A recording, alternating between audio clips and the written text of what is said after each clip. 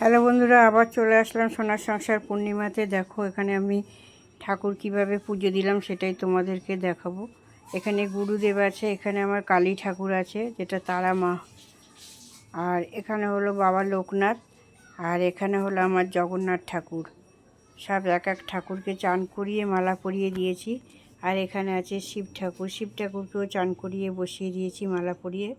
এই হলো আমার গণেশ ঠাকুর। আর এখানে হলো আমার গোপু সোনারা। আমার যেহেতু দুটো গোপু সোনা, একটা ছোট একটা বড়, তাদেরকেও চান করিয়ে ড্রেস পরিয়ে বসিয়ে দিয়েছি। আর এখানে হলো আমার মা লক্ষ্মী, মা লক্ষ্মীকেও চান করিয়ে ড্রেস পরিয়ে দিয়েছি, পরিয়ে সবাইকে মালা পরিয়ে দিয়েছি। মালা পরিয়ে দেওয়ার পরে আমি কি ঠাকুরকে আজকে ভোগ দিলাম সেটাই তোমাদেরকে দেখাবো। চলো, আজকে ভোগ দিয়েছি। দেখো এখানে সন্দেশ, প্যারা আর সন্দেশ দুটোই মিষ্টি।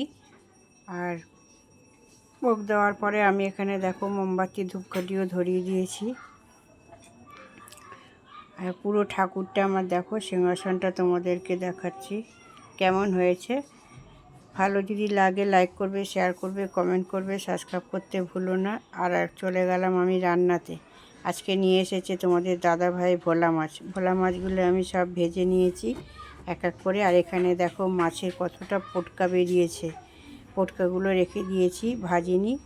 এখানে আমি আলু ভেজে মশলা দিয়ে দিয়েছি, আর এর মধ্যে পটকাগুলো দিয়ে দিয়েছি, কারণ তেলে যেহেতু দিলে পটকাগুলো ছিটকাবে, তাই জন্য মশলা কষাবার মধ্যে আমি পটকাগুলোকে দিয়ে দিলাম। আর এখানে মশলা দিয়েছি দেখো, আদা বাটা, জিরে বাটা, লঙ্কা বাটা, টমেটো। এই হলো আজকে মশলা দিয়েছি মাছের মধ্যে। মশলাটা আমার কষানো হয়ে গেছে, তারপরে আমি একটু জল দিয়ে আবার একটু কষিয়ে নেব। তার মধ্যে নুন হলুদ সবই দিয়ে দিয়েছি। কষানো হয়ে গেছে, কষানো হয়ে যাওয়ার পরে আমি এখানে জল ঢেলে দেবো। যেই ঝোলটা ফুটে যাবে, মাছের ঝোলটা আমার হয়ে যাবে। দেখো মাছের ঝোলটা আমার পুরো কমপ্লিট হয়ে গেছে, ধনে পাতা দিয়ে আমি নামিয়ে ফেলেছি। আর এখানে আমি রান্না করেছি মাছের ঝোল, ভোলা মাছের। আর রান্না করেছি দেখো মাছের মাথা দিয়ে লাউ ঘন্ট, আর করেছি গরম গরম ভাত। এই হলো আজকের দিনের মতন।